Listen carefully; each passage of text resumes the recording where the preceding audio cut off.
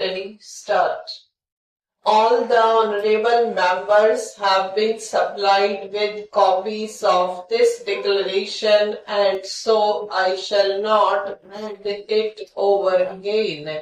I shall merely point out very briefly some salient features of this declaration. It is a short and simple document in 4 paragraphs.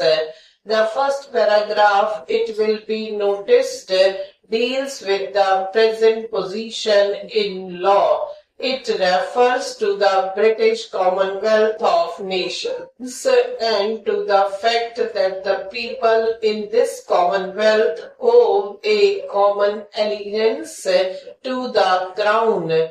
That in law is the present position. The next paragraph of this declaration states that the Government of India have informed the governments and the other Commonwealth countries that India is soon going to be a sovereign independent republic. Further, that they desire to continue her full membership of the Commonwealth of Nations, accepting the King as a symbol of the free association.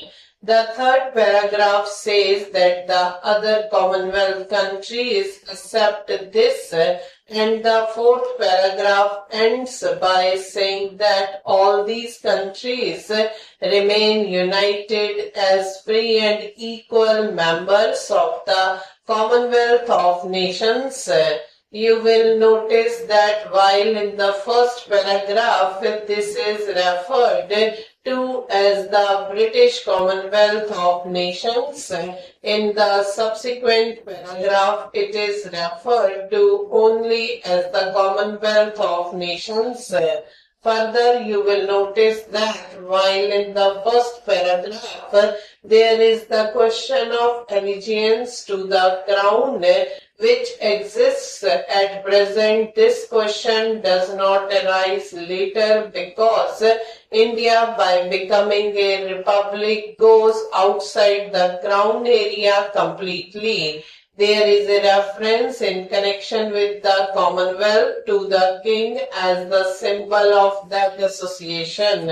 Observe that the reference is to the King and not to the Crown. It is a small matter, but it has a certain significance. But the point is this, that insofar as the Republic of India is concerned, her constitution and her working are concerned, she has nothing to do with any external authority, and none of her subjects owe any allegiance to the King or any other external authority.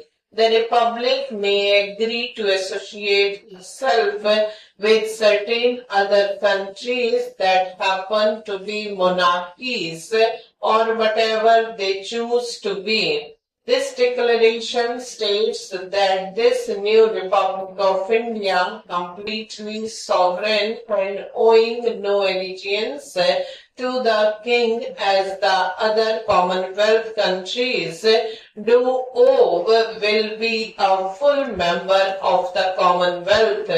I am placing the declaration before this Honorable House for its approval. Beyond this approval, there is no question of any law being framed in accordance with it. There is no law behind the Commonwealth. It has not even the formality which normally accompanies treaties. It is an agreement by free will to be terminated by free will. Therefore, there will be no further legislation or law if the House approves of this. In this particular declaration, nothing very much is said about the position of the King except that he will be a symbol. It has been made perfectly clear that the King has no functions at all. he has been made perfectly clear that the king has no functions at all. He has a certain status. The Commonwealth itself as such is not a body, if I may say so. It has no organization through which to function, and the king also can have no functions.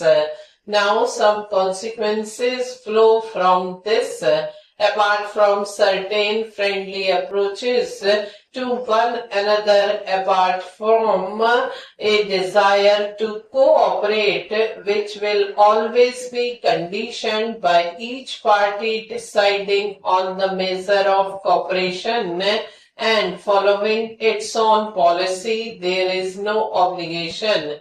There is hardly any obligation in the nature of commitments, but an attempt has been made to produce something which is entirely novel, and I can very well understand lawyers on the one hand feeling somewhat uncomfortable about a thing for which they can find no precedent or parallel.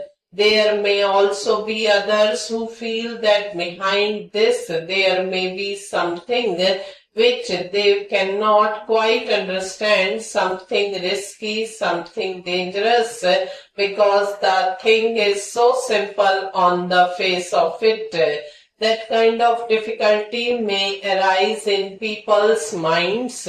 What I have stated elsewhere, I should like to repeat.